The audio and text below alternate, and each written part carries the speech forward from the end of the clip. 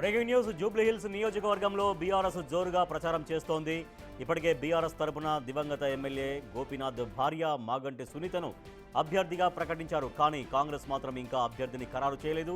కాంగ్రెస్లో రోజురోజుకి ఆశావాహులు కూడా పెరిగిపోతున్నారు. ఇన్ఛార్జ్ మంత్రులు సుడిగాలి పర్యటనలు చేస్తున్నారు. బీజేపీ మాత్రం జూబ్లీహిల్స్ నియోజకవర్గంపై ఇంకా దృష్టి సారించినట్లే తెలుస్తోంది.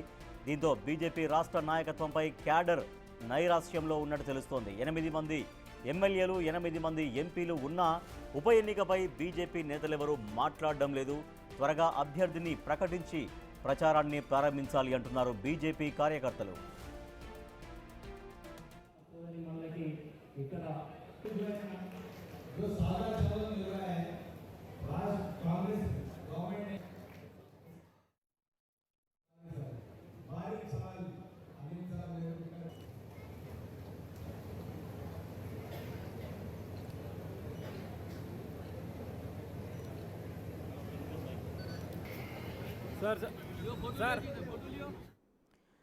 జూబ్లీహిల్స్ ఉప ఎన్నికలో ఇప్పటికే బీఆర్ఎస్ పార్టీ అభ్యర్థిని ప్రకటించింది. ప్రచారం కూడా కొనసాగిస్తోంది. మరోపక్క కాంగ్రెస్ ప్రచారంలో ఉన్నప్పటికీ కూడా ఇంతవరకు అభ్యర్థిని ప్రకటించలేదు. ఇక బీజేపీ మాత్రం ఇంకా అభ్యర్థిని ప్రకటించలేదు. ప్రచారానికి కూడా ఇంకా ముందుకు వెళ్ళకపోవడంతో బీజేపీ క్యాడర్ కాస్త నైరాశ్యంలో కనిపిస్తోంది. మా ప్రతినిధి విజయ్ మరింత సమాచారం అందిస్తారు. విజయ్, జూబ్లీహిల్స్ ఉప ఎన్నిక బరిలో ఇప్పటికే అఫీషియల్గా బీఆర్ఎస్ ఒక్కటే అభ్యర్థిని ప్రకటించి ఉంది. సో కాంగ్రెస్ నుంచి ఇంకా అభ్యర్థి ప్రకటన జరగలేదు. బీజేపీ కూడా యాక్టివ్గా కనిపించట్లేదు. సో ఆ పార్టీల క్యాడర్ ఎటువంటి జోష్లో కనిపిస్తున్నారు? ఎస్ రాజేష్, అయితే మొత్తం సర్వత్రా రాష్ట్రం అంతా కూడా జూబ్లీహిల్స్ ఉప ఎన్నికపై వైపే చూస్తున్నట్లుగా కూడా తెలుస్తూ ఉంది. ఎందుకంటే ముఖ్యంగా ఇటు జూబ్లీహిల్స్లోని ఎమ్మెల్యే దివంగత ఎమ్మెల్యే మాగంటి గోపీనాథ్ మృతి అనంతరం అయితే ఇటు బైపోల్స్ కూడా వస్తూ ఉన్నాయి. ఒక పక్క బీఆర్ఎస్ మాత్రం అటు సింపతిని గెయిన్ చేసుకోవాలి, తిరిగి ఆ సిట్టింగ్ సీట్ని తామే కైవసం చేసుకునే విధంగా కూడా పావులైతే కదుపుతూ ఉంది. ఇందుకోసమని దివంగత నేత మాగంటి ఎమ్మెల్యేకి సంబంధించి మాగంటి సతీమణికే మళ్ళీ కూడా టికెట్ని అయితే ఖరారు చేసింది గోపీనాథ్ సతీమణి సునీతకైతే. కానీ ఒక పక్క బీఆర్ఎస్ ఇప్పటికే క్యాండిడేట్ని కూడా అనౌన్స్ చేసి ప్రచారాన్ని కూడా జోరుగా అయితే చేస్తూ ఉంది. అటు షేక్పేట్ ఏరియా కావచ్చు, ఇటు రహమద్ నగర్ డివిజన్లో ఇప్పటికే బీఆర్ఎస్ వర్కింగ్ ప్రెసిడెంట్ కేటీఆర్ కూడా ఇక్కడ ప్రచారం చేసినటువంటి సందర్భాలు కూడా నెలకొన్నాయి. ఇటు కాంగ్రెస్ కూడా ప్రభుత్వం చేస్తున్నటువంటి పథకాల గురించి కావచ్చు, అమలు చేస్తున్నటువంటి పథకాల గురించి కావచ్చు, మంచి పనుల గురించి కావచ్చు, ఇలా ఇన్ఛార్జ్ మంత్రులందరూ కూడా ఒకరి తర్వాత ఒకరు సులిగాలి పర్యటనలు కూడా చేస్తూ ఉన్నారు. ముఖ్యంగా ఈ కాంగ్రెస్ బీఆర్ఎస్ మాత్రము ఇటు ప్రచారంలో నిమగ్నం అయిపోయిండగా బీజేపీ మాత్రం ఇంతవరకు అటు క్యాండిడేట్ని అనౌన్స్ చేయలేదు, మరొక పక్క ఇటు ప్రచారం కూడా మొదలు పెట్టలేదు. సో ఇటు బీజేపీ క్యాడర్ అంతా కూడా జూబ్లీహిల్స్కి సంబంధించినటువంటి క్యాడర్ అంతా కూడా త్వరగా బీజేపీ క్యాండిడేట్ని బయటికి తీసుకురావాలంటే ఇట్ మీన్స్ అనౌన్స్ చేయాలి, అండ్ అలాగే ప్రచారంలోకి కూడా రావాలి, ప్రచారం కూడా చేయాలి నాయకులందరూ కలిసి కూడా అంటూ బీజేపీ కార్యకర్తలు మాట్లాడుతున్నటువంటి పరిస్థితులు కూడా కనిపిస్తూ ఉన్నాయి. ముఖ్యంగా గత ఎన్నికల్లో చూసుకున్నట్లయితే జూబ్లీహిల్స్ నుంచి బీజేపీ తరఫున పోటీ చేసినటువంటి లంకల దీపక్ రెడ్డికి సుమారుగా 25,000 ఓట్ల పైచిలకు కూడా వచ్చినటువంటి సందర్భం ఉంది.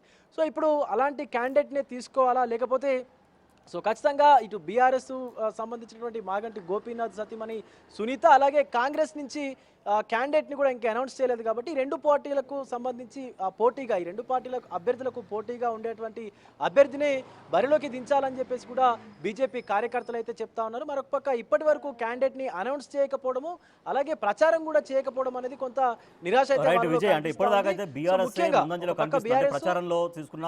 క్యాండిడేట్ ప్రకటనలో చూసుకున్నా కూడా ఇప్పుడు బీఆర్ఎస్ఏ ముందు జనాల్లోకి వెళ్తుంది. At the same time Congress ఏమో కేసీఆర్ బాకీ కార్డు అని కాంగ్రెస్ ప్రచారం చేస్తుంటే కాంగ్రెస్ ప్రభుత్వ బాకీ కార్డు అంటూ కేటీఆర్ బీఆర్ఎస్ వాళ్ళు ప్రచారం చేస్తున్నారు. సో మీరంటగా బీజేపీ ఇంతవరకు పెద్దగా ఎక్కడ యాక్టివిటీ కూడా కనిపించట్లేదు. సో దీంతో ఇక పోటాపోటీ అంటే మనం జూబ్లీహిల్స్ ఏరియా మొత్తం ఎక్కడ చూసినా కూడా ఫ్లెక్సీలు, కాంగ్రెస్ వాళ్ళైతే ఫ్లెక్సీలు ఎక్కువగా కనపడుతున్నాయి. ప్రతి ఒక్కళ్ళు కూడా ఆశావాహులుగా మనకు కనిపిస్తున్నారు. సో ఇటువంటి సిచ్యువేషన్స్లో ఇంకా క్యాడర్కి ఒక స్పష్టత ఇవ్వడానికి పార్టీలు అంటే కాంగ్రెస్ కావచ్చు, బీజేపీ కావచ్చు ఇంకా ఎప్పుడు కార్యాచరణ ప్రారంభించే అవకాశం ఉంది? ఎస్, ఖచ్చితంగా రాజేష్. ఎందుకంటే మొదటి నుంచి కూడా బీఆర్ఎస్ జూబ్లీహిల్స్ ఉప ఎన్నిక పైన కొంత యాక్టివ్గా వస్తున్నటువంటి పరిస్థితులు కూడా మనం చూసాము. ముఖ్యంగా క్యాండిడేట్ని అందరికంటే అన్ని పార్టీల కంటే ముందుగానే క్యాండిడేట్ని అనౌన్స్ చేయడము, అలాగే క్యాండిడేట్తో పాటు ప్రచారాన్ని కూడా క్యాండిడేట్ అనౌన్స్ చేయడానికి ముందే ప్రభుత్వం వైఫల్యాలని కూడా ప్రజల్లోకి తీసుకెళ్లే విధంగా అయితే ప్రచారం చేస్తూ వచ్చారు. అటు పార్టీ వర్కింగ్ ప్రెసిడెంట్ కేటీఆర్తో పాటు ముఖ్య నాయకులందరూ కూడా. మరొక పక్క ఏదైతే కాంగ్రెస్ బాకీ కార్డు అంటూ కూడా ఒక బాకీ కార్డుని రిలీజ్ చేసి కాంగ్రెస్ ప్రజలకు ఇవ్వాల్సినటువంటి, అంటే ప్రభుత్వం ప్రజలకు ఇవ్వాల్సినటువంటి బాకీలు ఇన్ని ఉన్నాయంటూ కూడా ప్రచారం అయితే, ఇలాంటి జోరు ప్రచారం అయితే తీసుకొచ్చింది ప్రజల్లోకి.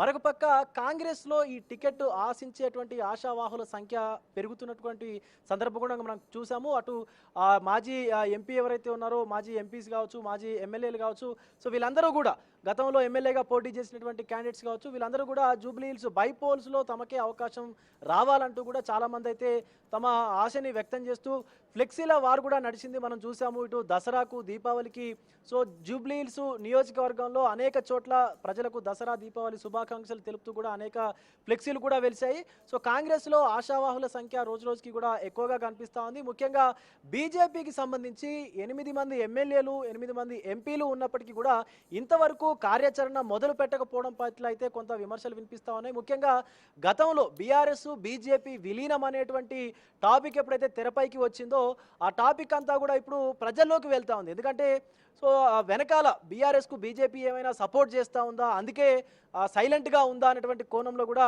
సో అటు ప్రజలు కూడా మాట్లాడుకున్నటువంటి సందర్భం కనిపిస్తూ ఉంది. ముఖ్యంగా సో ఇంతమంది 8 మంది ఎమ్మెల్యేలు 8 మంది ఎంపీలు ఉన్నప్పటికీ కూడా ఇంతవరకు జూబ్లీహిల్స్ ఉప ఎన్నిక పైన ఎలాంటి కార్యాచరణ తీసుకోకపోవడం ఏంటంటూ కూడా అటు క్యాడర్, బీజేపీకి సంబంధించినటువంటి జూబ్లీహిల్స్ క్యాడర్ అంతా కూడా కొంత నైరాశ్యంలో అయితే కనిపిస్తూ ఉంది. ముఖ్యంగా బీజేపీ దీనిపైన ఒక స్పష్టతను తీసుకొచ్చి అతి త్వరగా తమ క్యాండిడేట్ని బయటకు తీసుకురావాలి, తమ క్యాండిడేట్ని అందరి ముందు చూపించాలి. ముఖ్యంగా అనౌన్స్ చేసిన తర్వాత చేయడం కంటే ముందే సో ప్రజల్లోకి వెళ్ళి ప్రచారాన్ని కూడా మొదలు పెట్టాలంటూ కూడా కార్యకర్తలు అయితే మాట్లాడుకుంటున్నారు. Rajesh, right, thank you Vijay. Jubilee Hills ఉప ఎన్నికకు సంబంధించి ఇప్పటికే బీఆర్ఎస్ తమ అభ్యర్థిని ప్రకటించింది.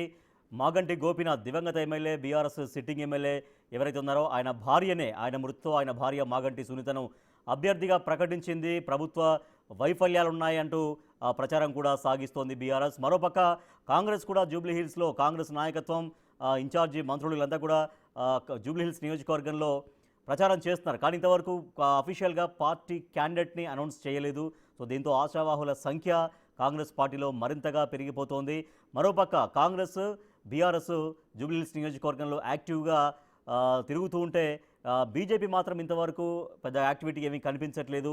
క్యాండిడేట్ ఎంపీ కాలేదు, అలాగని జూబ్లీహిల్స్ నియోజకవర్గంలో పెద్దగా ప్రచారం చేస్తున్నటువంటి దాఖలాలు కూడా కనిపించట్లేవు. సో దీంతో ఎన్నికల్లో పోటీ, ఉప ఎన్నికల్లో పోటీ ప్రధానంగా బీఆర్ఎస్కి కాంగ్రెస్కు మధ్యనే ఉండబోతోంది అనేటువంటి చర్చ అయితే